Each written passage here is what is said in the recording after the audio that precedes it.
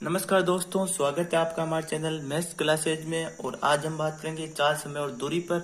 और यदि आपने अब तक हमारे चैनल को सब्सक्राइब नहीं किया है तो प्लीज सब्सक्राइब कर दीजिए। तो अब चलते हैं अपने टॉपिक की ओर। पहले देखो दूरी क्या होती है, पहले वो देखते हैं। चाल, समय और दूरी कहते हैं किसे? चाल, समय और दूरी। देखो बात करें हम दूरी की, तो दूरी देखो एक बिंदु ए है और एक बिंदु बी है। जो ए और बी के जगह होती है ना, ए और बी की मतलब ए और बी के बीच में कितनी जगह है, 1 मीटर 2 मीटर, उसको हम कहते हैं दूरी। ये होती है दूरी। और इस दूरी को तय करने में जो समय लगता है, यानी हमें कितनी 1 मीटर दूरी तय करने में कितना समय लगा, जैसे 1 मिनट लगा या 2 मिनट लगा, तो वो हो जाएगा हमारा समय। और चाल यानी कितनी स्पीड से ए बी की तरफ जा रहा है, यानी ए पर कोई बस गाड़ी है, वो बी की ओर कितने गति से जा रही है, उसको कहते हैं हम चाल। तो इन तीनों के बीच में संबंध क्या होता है, हम इस टॉपिक में बस इसी का प्रयोग करेंगे। चाल बराबर दूरी बट्टा समय होता है। अब आप इससे और भी संबंध निकाल सकते, जैसे दूरी बराबर क्या होता है, चाल गुणा समय। और समय बराबर क्या होता है, इसी से निकाल रहे हैं, समय बराबर क्या होता है, दूरी बट्टा चाल। तो देखो अब हम चलते हैं क्वेश्चन की ओर। तो देखो हमारा पहला प्रश्न क्या है कि 3 से 1/3 मीटर प्रति सेकंड की गति, यानी ये हमारी चाल है, को यदि किलोमीटर प्रति घंटा में व्यक्त किया जाए तो वह कितनी होगी। ए ऑप्शन में 10 किलोमीटर प्रति घंटा, बी 12 किलोमीटर प्रति घंटा, और सी है 15 किलोमीटर प्रति घंटा, और डी है 8 किलोमीटर प्रति घंटा। तो देखो मैं आपको एक सिंपल सी ट्रिक बताता हूँ, उसको ध्यान रख। देखो 1 किलोमीटर में 1000 क्या होते हैं, मीटर होते हैं। और 1 घंटे में 60 मिनट होते हैं। और 1 मिनट में 60 सेकंड होते हैं। बस इतना आपको ध्यान है। अब देखो आपको मीटर प्रति सेकंड को हमें बदलना है 1 किलोमीटर प्रति घंटा। तो हमें क्या करना पड़ेगा, देखो ऊपर कितना दे रहा है 1 मीटर, और नीचे क्या है सेकंड। अब सेकंड को मैं 1 सेकंड लिख सकता हूँ। अब देखो हमें बदलना है 1 मीटर को किलोमीटर में, तो क्या करेंगे हम 1000 का भाग दे देंगे, एक इसमें हो गया किलोमीटर में, बट्टा 1 सेकंड है। अब इसको घंटा में बदलना है, तो 1 सेकंड तो क्या होगा 1/60 मिनट।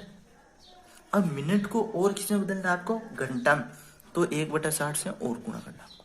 तो ये हो गया 1 किलोमीटर प्रति घंटा। अब देखो इसको कंबाइन करेंगे तो क्या होगा, 60 × 60/1000 किलोमीटर प्रति घंटा। तो देखो अब 60, जीरो से जीरो गया, और 6×36 होता है, और नीचे कितना है 10, तो 2 का बाद है 18 बार, 2 का जाएगा 5 बार किलोमीटर प्रति घंटा। मीटर प्रति सेकंड को हमें किलोमीटर प्रति घंटा बदलने के लिए क्या करना पड़ता है, 18/5 से हमें गुणा करना है, ये आपको ध्यान रखना है।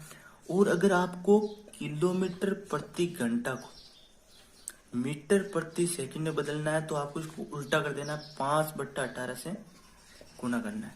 अब देखो हम इस क्वेश्चन को सोल्व करते हैं। अब ये क्वेश्चन बहुत इजी हो गया। आपको बस इतना ध्यान रखना है कि अगर आपको मीटर प्रति सेकंड से किलोमीटर प्रति घंटा, यानी ये राशि छोटी और ये क्या है, बड़ी है, तो अगर आपको छोटी से बड़ी में बदलना है तो ऊपर बड़ा रखना है, यानी 18/5। और अगर आपको बड़ी से छोटी में बदलना है, बड़ी से छोटी में बदलना है, तो आपको छोटा वाला क्या रखना है, ऊपर रखना है। बस इतने जाना। अब देखो 3 से ही 1/3 कितना हो जाएगा, इसका सॉल्यूशन करते हैं। देखो 3×3 9 और 1 10, तो 10/3। अब मीटर प्रति सेकंड है, हमें बदलना है इसमें किलोमीटर प्रति घंटा, तो क्या करना पड़ेगा, 18/5 से गुणा करना है, तो 5×2 10 और 6×3 18, यानी 12 किलोमीटर प्रति घंटा हमारा आंसर हो गया। देखो आ गया सिंपल सी, तो हमारा आंसर क्या हो जाएगा, बी। अब चलते हैं हम नेक्स्ट क्वेश्चन की ओर। तो अब देखो हमारा नेक्स्ट क्वेश्चन क्या है कि यदि 54 किलोमीटर प्रति घंटा की चाल से चल रही एक बस किसी पुल को 1.5 मिनट में पार करती, तब पुल की लंबाई, हमें पूछिए दूरी, तुम्हें पता है चाल बराबर क्या होता है? दूरी बटा समय होता है। हमें पूछी क्या है? दूरी। तो क्या हो जाएगा? चाल गुना समय हो जाएगा। अब देखो इसका आंसर हमें निकालने क्या, इसमें कुछ करना ही नहीं, आपको देखना है कि ऑप्शन दे रखे हैं वो मीटर में है या किलोमीटर में। अगर मीटर में है तो आपको जो भी राशि दी हुई है उसको मीटर प्रति सेकंड में बदलना है, और अगर आपको किलोमीटर में दे रखा है तो किलोमीटर, बस और कुछ नहीं करना। देखो 54 किलोमीटर प्रति घंटा की चाल दे रखी, तो चाल कितनी दे रखी है हमें? 54 किलोमीटर प्रति घंटा। अब किलोमीटर प्रति घंटा को मीटर में बदलने के लिए मैंने आपको, देखो किलोमीटर से क्या होता है, मीटर छोटा होता है, तो इसको उल्टा गुणा करना है, यानी 5/18 से गुणा करना है, छोटी राशि ऊपर रखनी है। तो 18×3 = 54, तो 15 मीटर प्रति सेकंड हमारी क्या होगी? चाल हो गई। और समय कितना दे रखा है? 1.5 मिनट दे रखा है, तो 1.5 मिनट को मैं क्या लिख सकता हूँ? 3/2 मिनट। अब हमें मिनट को बदलना है सेकंड में, तो क्या कर देते हैं हम? 60 से गुणा करते हैं, तो 60, 30 कितना हो जाएगा? 90 सेकंड। अब हमें पूछा क्या है? दूरी पूछी बल्कि, तो दूरी बराबर क्या हो जाएगा? चाल गुणा समय। तो चाल दे रखी है हमें 15 और दूरी है 90, तो कितना हो जाएगा? 0 और 9 × 5 = 45, 4 9 4 13, यानी 1350 हमारा जो आंसर है वो मीटर में आ जाएगा। 1350 हमारा आंसर हो जाएगा। अगर आपको ट्रिक अच्छी लगे तो प्लीज वीडियो को लाइक कीजिए। अब चलते हैं हम नेक्स्ट क्वेश्चन की ओर।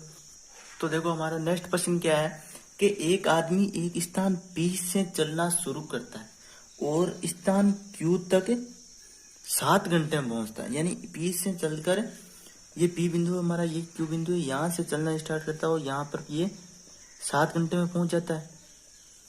वे 1/4 दूरी 10 किलोमीटर प्रति घंटे से तय करता है और शेष दूरी 12 किलोमीटर से तय करता है।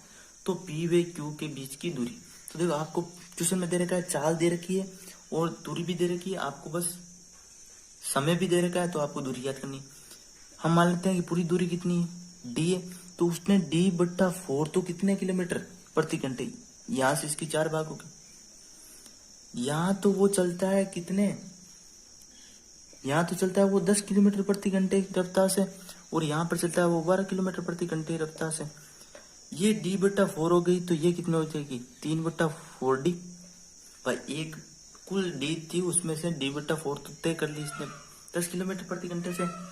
तो हमारा देखो चाल बराबर क्या होती? दूरी बटा समय। तो समय बराबर क्या हो जाएगा? दूरी बटा चाल। यहां तक आ गया आपको समझ में? तो देखो समय बराबर दूरी बटा चाल, ये हमें दे रखा है P से चलना शुरू करता है और स्थान Q पर 7 घंटे में। यहाँ पर हम लिखते हैं 7 घंटे। अगर यहाँ पर टाइम लिखा हमने, तो यहाँ पर टाइम का अनुपात है, तो समय बराबर क्या होगा? दूरी बट्टा चाल। समय बराबर दूरी बट्टा चाल ही तो होगा। तो चाल कितनी है? 10 किलोमीटर D/4 तक की प्लस 3/4D तक की, उसने कितने किलोमीटर प्रति घंटा रफ्तार से? 12 से, बराबर कितना समय लगा? 7 घंटे। अब इसको सोल्व करना है। देखो D/4 गुणा 10 प्लस 3/4 इंटू 12 D, 4×3 = 12 हो गया, बराबर 7। अब देखो यहां तक हो गया। अब देखो D/40 प्लस D/16, ये 40 हो गया, ये कितना हो गया? 16, बराबर 7 घंटा। अब इसका अनुपात लेंगे तो हम कितना हो जाएगा हमारे? 16, 40 और 16 का अनुपात लेंगे तो होगा हमारे 80 हो गया। देखो 40 तो 80, तो 2D और 16 5 की 80 प्लस 5D बराबर 7। तो 5 और 2 कितने हो गए? 7D = 7 गुणा 80, तो 7 से 7, तो D बराबर कितना हो जाएगा? 80 किलोमीटर। ये हमारा आंसर हो गया। इसमें देखो आपको समझना है तो टाइम तो लगता है, लेकिन आप इसको शॉर्ट ट्रिक से करोगे तो और भी सिंपल लगेगा। अब चलते हैं हम नेक्स्ट क्वेश्चन की ओर। अब देखो हमारा नेक्स्ट प्रश्न है औसत की चाल क्या होगी? देखो प्रश्न है, निकुंज अपने घर से ऑफिस तक 4 किलोमीटर की चाल से जाता है। यानी ये निकुंज का ऑफिस है और यहाँ पर निकुंज है, वो 4 किलोमीटर प्रति घंटे की रफ्तार से जाता है तथा वापस यहाँ तो जाता है 4 किलोमीटर प्रति घंटे और वापस वो आता है 6 किलोमीटर प्रति घंटे चाल से आता है, तो दूरी यात्रा में उसकी औसत चाल। देखो मैंने आपको प्रतिशत में औसत चाल का सूत्र बताया था, औसत का सूत्र बताया था, तो लिंक डिस्क्रिप्शन में दे रखी है, आप जाके देख सकते हैं। तो इसका जो सूत्र होगा वो क्या होगा, देखो अगर आपको 2 दे रखा है यानी 2 चाल दे रखी है तो सूत्र होगा हमारा 2ab बट्टा a प्लस b, ठीक है। और अगर हमें राशि दे रखी है 3, यानी वो इतनी दूरी इतने किलोमीटर प्रति घंटे, इतनी दूरी इतने किलोमीटर प्रति घंटा और इतनी दूरी इतने किलोमीटर प्रति घंटे चाल से तय करता है, तो क्या होगी 3abc यानी 3 राशि देने upon ab plus bc plus c है। हमारा फॉर्मूला क्या होगा, ये होगा। अगर 3 दे रखा है तो ये होगा और 2 रखा है तो ये। तो इस क्वेश्चन में हमें 2 दे रखा है तो हमारा फॉर्मूला ऊपर वाला काम आता है। तो देखो 2a दे रखा है 4 किलोमीटर प्रति घंटा रफ्तार से और b दे रखा है 6 किलोमीटर प्रति घंटा रफ्तार से, और नीचे क्या होगा, दोनों का योग हो जाएगा, यानी 4 और 6 कितना हो गए 10 हो गए।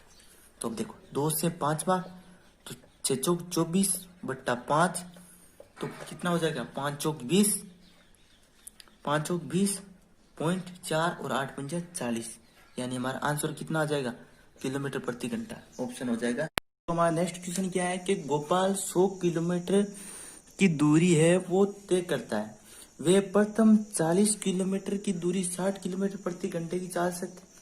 देखो ये है 100 किलोमीटर की दूरी, ठीक है।